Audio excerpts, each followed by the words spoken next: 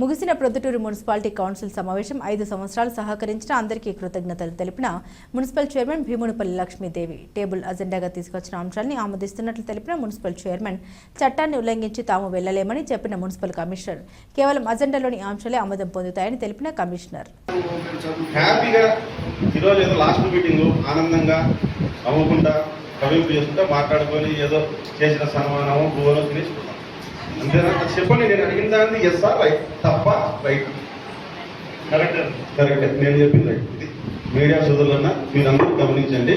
నేను అడిగిన సమాధానానికి వాళ్ళు నేను అడిగిందే కరెక్ట్ అన్నా.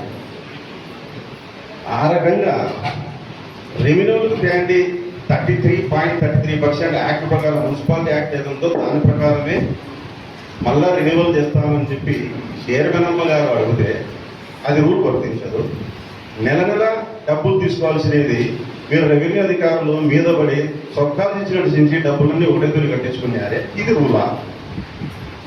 ఏది ఏమైనా అధికారులము పాలకులము ఇట్లాంటి అజెండాలు జీవోలో అర్థనించాలని కూడా మార్చా ఉండొచ్చు. కానీ ఇక్కడ గమనించాల్సి ఏంటంటే ఇక్కడ పార్టీలు కాదు, జీవనాధారం.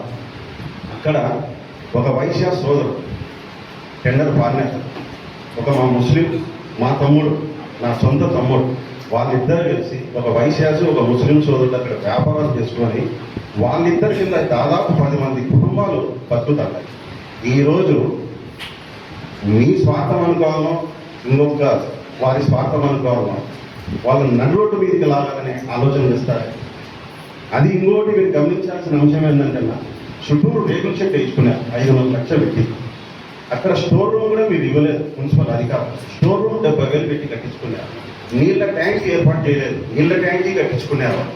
ప్లాస్టిక్ ఫర్నిచర్, భూమి stall, tea stall, chaat masala stall, ఇవన్నీ దాదాపు 20 లక్షలు పెట్టుబడి ఇక్కడ పెట్టారు. ఇప్పుడు 3 ఏళ్ళు అయిపోతానే మీరు టెండర్ రావాలా ఖాళీ చేయాలంటే వాళ్ళ పరిస్థితి ఏంటి? ఒక్కతోని గొప్ప మనసుతో సహృదయంతో ఆలోచన చేసి ఆ కుటుంబాలను నిలబెట్టేట్టుగా ఏదైనా చేయండి. రాజకీయం చేయాలనుకుంటే కీడదనండి, కీడగొట్టాకండి. ఇది కరెక్ట్ కాదు. ఎవరైనా సరే అధికారులు కావచ్చు, రాజకీయ నాయకులు కావచ్చు, ఇంత ఓపెన్గా చెప్తాను. కొద్దిగా దీని మీద మళ్ళీ ఏదైనా ఉంటే సహృదయంగా ఆలోచన చేసి మా చైర్మన్ అమ్మ గారు ఏం చెప్తారో అని మీరు వినండి. టైం ఇస్తాం మీకు 2 నిమిషాలు.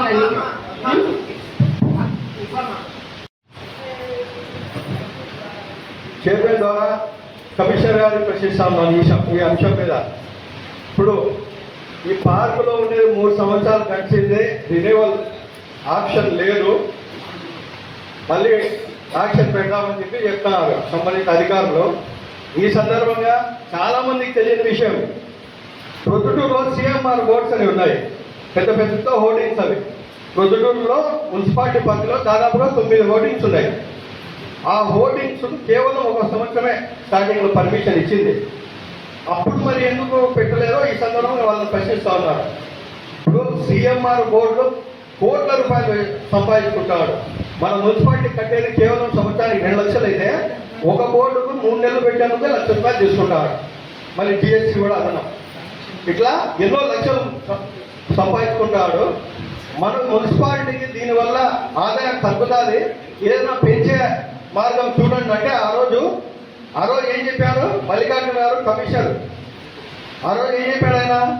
వాళ్ళు లక్షలు కోట్లు ఖర్చు పెట్టింటారు, ఈరోజు మారుస్తే వాళ్ళకి నష్టం కదా అంటారు కదా, కోట్లు సంపాదించే వాళ్ళకే నష్టం అన్నారే. ఈరోజు ఇందాక చెప్పినట్టు 2 వ్యక్తులు కలిసి వాళ్ళ జీవనాధారం కోసం వాళ్ళు చేసుకుంటా ఉంటే 20 లక్షలు ఖర్చు పెట్టామంటారు. ఇది వీళ్ళకు మీరు రద్దు చేస్తే వాళ్ళకు నష్టం కాదా? దీనికి సమాధానం చెప్పండి. అలాగే ఈ కౌన్సిల్ సభ్యులకు కూడా మీడియాకు కూడా అధికారులు చెప్పాల్సిన బాధ్యత ఉంది. ఏంటంటే అది CMR బోర్డింగ్స్ 9 బోర్డులకు పర్మిషన్ ఎప్పుడు ఇచ్చినారు? మొట్టమొదటిసారిగా వాళ్ళు ఎంత రెంట్ కడతా ఉన్నారు, వాళ్ళకి ఎన్నిసార్లు రెన్యువల్ చేశారు, ఏ ప్రాతిపదికన వాళ్ళకి రెన్యువల్ చేశారు, సమాధానం చెప్పండి. అది రద్దు చేసి ఇది రద్దు చేయండి. లేదు ఇదే ఇదొక్కటే రద్దు చేస్తామంటే కుదరదు. అది ఉండిస్తే ఇది కూడా ఉండనియండి, లేకుంటే అది రద్దు చేస్తే ఇది కూడా రద్దు చేయండి. సమాధానం చెప్పండి ఫస్ట్. అడిగినటువంటి పోర్టింగ్కి సంబంధించిన అంశాన్ని ఈరోజు మీకు విశదీకరించడానికి ఎవరు మాకు టౌన్ ప్లాన్ సంబంధించిన అధికారులు ఇద్దరు అందుబాటులో లేకపోయారు. ఒక అత్యవసరమైనటువంటి ఈరోజు ట్రైనింగ్ క్లాస్ ఉండడం వల్ల కలెక్టర్ గారు ట్రైనింగ్ ఉండడం వల్ల అతన్ని పంపాల్సి వచ్చింది టీపీఓ గారిని. సో అందులో ఆ విషయంలో అక్కడ మనం ఇచ్చినటువంటి టెండర్ ప్రక్రియ కావచ్చు, వారికి ఏ విధంగా మనం కట్టబెడుతున్నామనే అంశాలను నేను వారు లేకుండా ఆ రోజునటువంటి అగ్రిమెంట్స్ కానివ్వండి, ఆ రోజున నియమ నిబంధనలను బట్టి కానివ్వండి, మిగతా అన్ని చూడకోకుండా నేను సభకు సవివరమైన సమాధానం ఇవ్వలేను. అయినా కూడా తదుపరి నేను ఆ సమాచారాన్ని సేకరించి సభ్యులందరికీ కూడా తెలపగలుగుతాను. ఇక మనం ఏదైతే ఉందో మనకు క్యాంటీన్లో ఉన్నదాన్ని మనకు రెన్యూవల్ చేయడానికి గౌరవ చైర్పర్సన్ గారు కోరిన మాట వాస్తవమే. అయితే ఇందులో 2 అంశాలు ఇమిడి ఉన్నాయి. ఒకటి ఆర్థికపరమైన అంశము, రెండోది అక్కడ ఉన్నటువంటి వ్యక్తి ఏదో రెన్యువేట్ చేసుకున్నారు, కొంత ఎక్స్పెండిచర్ కూడా పెట్టినారు, అక్కడ ఉన్నటువంటి వ్యక్తులకు ఉద్యోగాలు కూడా కోల్పోతాయి సార్, ఉద్యోగాలు కూడా కోల్పోతారు అనేటువంటిది వ్యక్తం చేయడం జరిగింది గౌరవ వైస్ చైర్పర్సన్ గారు కూడా. సరే, దీన్ని కూడా మనం పరిగణలోకి తీసుకోవచ్చు. కానీ ఇక్కడ ఉన్నటువంటి ఇది ఏదైనా కానీ ఇదే అత్యున్నత సభ. ఈ సమావేశంలోనే ఒక తీర్మానం చేయబడి ఉంది గతంలోనే. ఆ తీర్మానంలో ఏముంది, ఇలాంటి ఏ నిబంధనలు పొందుపరిచి లేవు. కాబట్టి దాన్ని మనం తీసుకొని ఇప్పుడు ఎలాంటి వ్యాఖ్యలు చేయలేము. ఇక రెండోది, ఆ కాంట్రాక్ట్ కూడా మనకి ఎప్పుడు జూలైలో ముగుస్తున్నది. జూలైలో ముగుస్తుంది కాబట్టి 100 రోజుల ముందు ఇన్యాంటిసిపేట్ చేసి దాన్ని తీసేస్తున్నామని కానీ, దానికి ఎవరికి ఇవ్వలేదని కానీ, దానికి ఏం చేయబోతున్నారు అనేది కానీ 100 రోజుల ముందు ఇన్యాంటిసిపేట్ చేసి నేను గౌరవ సభకు ఈరోజు తెలియజేయలేను. దానిపైన ఉత్తరోత్తర ఏం చేయబోతాం, ఎలాంటి యాక్టివిటీస్ టేకప్ చేయాలి అనేటువంటి తర్వాత తెలియజేయగలుగుతారని సభకు సవినయంగా తెలియజేసుకుంటున్నాను. ఇప్పుడు ఒక సభకు కమిషనర్ రారు, ఇంకో సభకు కంప్లైనింగ్ రారు, ఇంకోసారి ఇంకొకరు రారు. ఇవన్నీ పక్కన పెడితే అడిగిన క్వశ్చన్ సమాధానం లేదు. ఇప్పుడైనా సమాధానం చెప్పండి. స్ట్రెయిట్ క్వశ్చన్ ఏమీ లేదు. సిఎంఆర్ బోర్డు ఆ కాంట్రాక్ట్ రద్దు చేస్తే ఇది కూడా రద్దు చేయండి, అది అలానే ఉంచేటట్లయితే ఇది కూడా అలానే ఉంచండి. దీని మీద సమాధానం చెప్పండి. వేరే వేరే వేరే వేరే తిప్పి రావాల్సిన అవసరం లేదు. స్ట్రెయిట్. ఎందుకంటే రూల్స్ అనేవి యూనివర్సల్, అందరికి వర్తిస్తుంది. Rule for all. వాళ్ళొక న్యాయం వీళ్ళొక న్యాయం కాదు. ఏదైనా సరే ఆ రోజుగా ప్రశ్నించినాం. ఆ రోజు లక్షలు కోట్లు నష్టమైందా అని చెప్పినారు. దీనికి సమాధానం చెప్పండి. గౌరవ సభ్యుల ప్రశ్నకు మరొకసారి వారికి సౌకర్యంగా తెలియజేస్తున్నాను.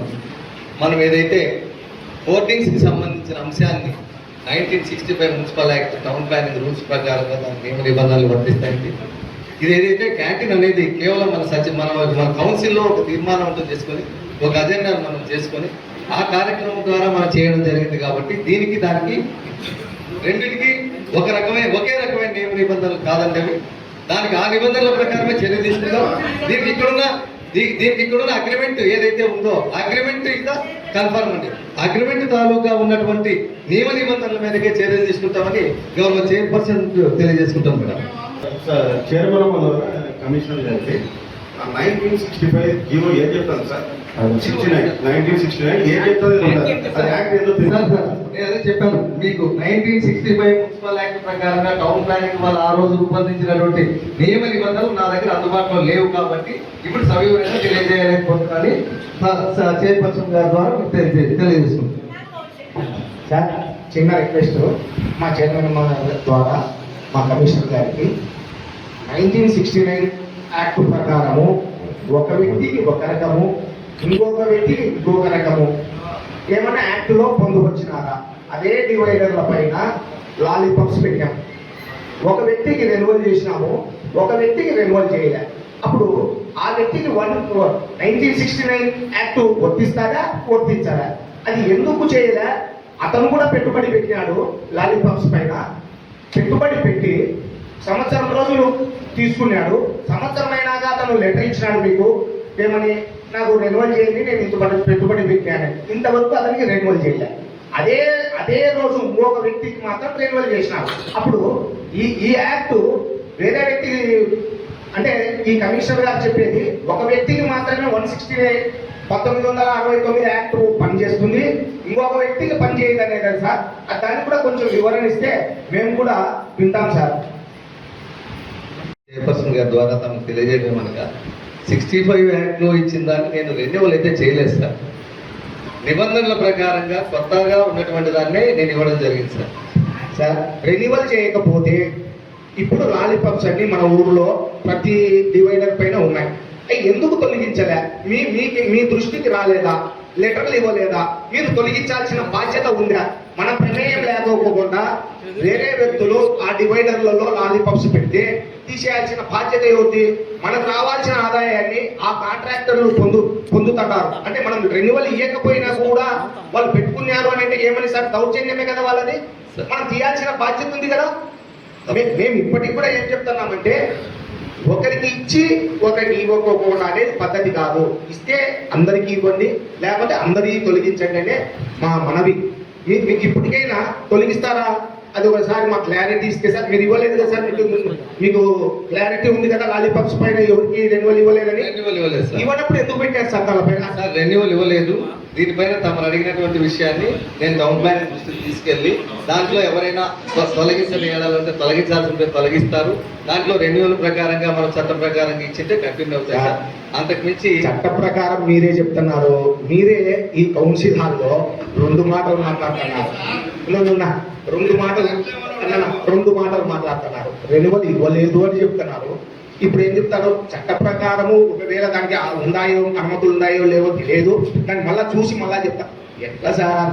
కొంచెం మీరు కమిషనర్ గారు అయ్యన్న గారికి కొంచెం మాకు సమయంగా చెప్పేటప్పుడు 2 మాటలు ఈ కౌన్సిల్ హాల్లో నేను చట్ట ప్రకారం నిమిషాలలోనే 2 రకాలు మాట్లాడితే ఎట్లా సార్? ఇప్పుడు కూడా చెప్తున్నా కదా సార్, నేను రెన్యువల్ చేయలేదు.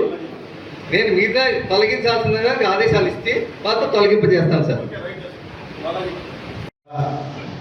కమిషనర్ గారిని దాన్ని ఏ కాంట్రాక్ట్ అయినా 1965 యాక్ట్లో ఎక్కడే కానీ ఆ కాంట్రాక్ట్ అయిపోయింది, ఆ కాంట్రాక్ట్ ఈ రోజు తొలగిస్తాము అని ఇక్కడికి ఆ 3 ఏళ్ళు తగ్గిపోయాక అయిపోయిందని పంపించే అది ఏ యాక్ట్లో ఉండదు సార్. దయచేసి మీరు ఒకసారి యాక్ట్లో మళ్ళీ ఒకసారి చూడండి సార్. యాక్ట్లో ఎక్కడ ఉండదు.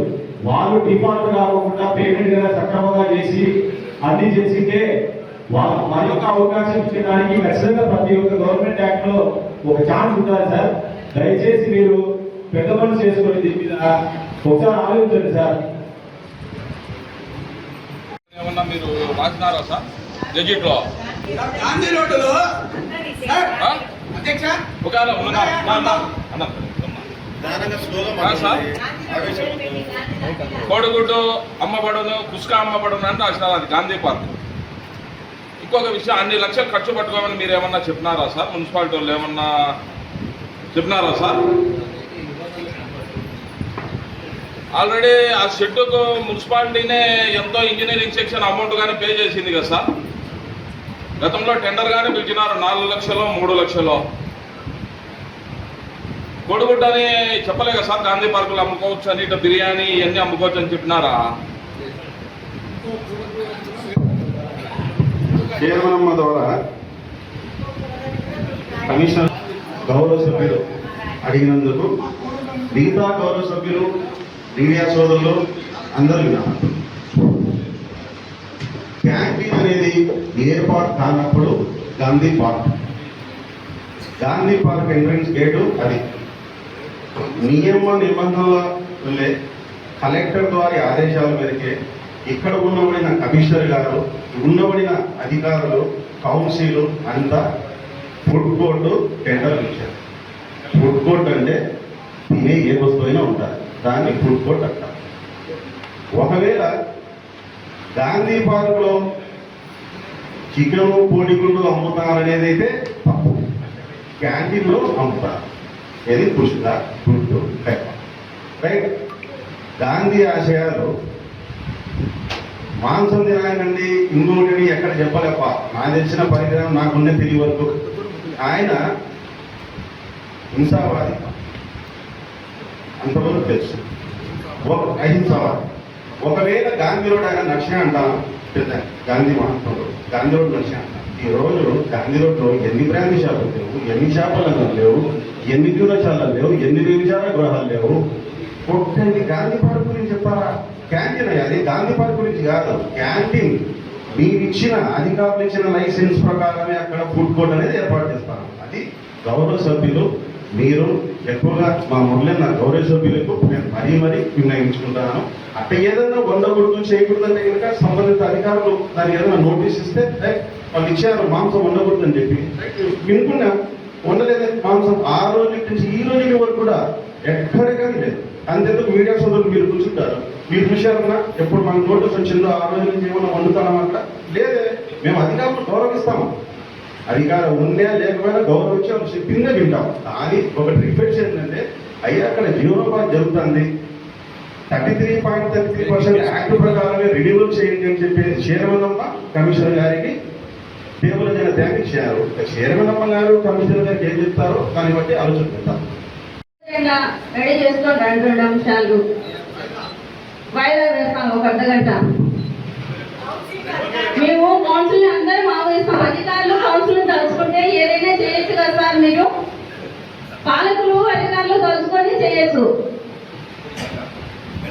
ఎంతసేపు మీరు అధికారులు తలుచుకుంటే రెడీ చేసుకోవడానికి అధ్యక్షుల వారి తరపున విన్నపము ఇలాంటి, ఎందుకంటే మేడం ఒక యాక్ట్ అనేది ఒకటి మన సభ గౌరవం ఇచ్చినటువంటి దాని నిబంధనలను దాంట్లో ఉన్నటువంటి దానికి ఎలాంటివి లేనప్పుడు అందులో ఈ యొక్క ఏదైతే మనం రెన్యువల్ చేయాలనుకుంటున్నామో దానికి 100 రోజుల సమయం ఉన్నప్పుడు 100 రోజుల్లో నేను ముందుగానే రెన్యువల్ చేయడానికి నాకున్నటువంటి బేస్ కానీ నాకున్నటువంటి ఇది కానీ ఎలాంటి అధికారాలు ఉండవు మేడం. అది ఆ కాంట్రాక్ట్ పీరియడ్ అయిన తర్వాతనే దానిపైన డెసిషన్ తీసుకోగలుగుతాం. ఒక్క నిమిషం సార్, మేడం గారు నేను తేలేను ఆ రూల్స్ విరుద్ధం అనేది మీరు అర్ధగంట మేడం వాయిదా వేసాను సార్. అర్ధగంట తర్వాత ఆ పేపర్ తెచ్చేది చూస్తాం, దాని తర్వాత ఏమన్నా జరిగింది దేవుడు కాదు అంతే. మీరు నేనైతే దాన్ని 3 గంటలు వచ్చినా మిమ్మల్ని అడుగుతాము, అయ్యేదో శాల్వాలు తెచ్చినా కంపండి పోతాం, మళ్ళీ అర్ధగంట గంట ఎవరో సార్ పని. కౌన్సిల్ సబ్జెక్ట్ తేలే. మేము కూడా నగర దీపాలు మిమ్మల్ని కూడా ఎన్ని గారికి కానీ మీకు కానీ నిర్ణయించినాం. అయితే ఇంతవరకు నగర దీపాల సబ్జెక్టే కౌన్సిల్ ముందు ఉంచలే. వాళ్ళకి తీసుకోవాలనుకుంటున్నామా నెక్స్ట్ ఫైనాన్షియల్ ఇయర్ నుంచి 2014, 2026 ఫైనాన్షియల్ ఇయర్ నుంచి కొత్త అనుకుంటున్నామా? కొన్ని మనకు వివరంగా చెప్తే వాళ్ళది కూడా ఒకసారి విన్నాం సార్. మనకు అవసరమా లేదా? 2013 నుంచి అవసరం ఉన్న వాళ్ళు మనకు 2026లో అవసరం ఉందా లేదా?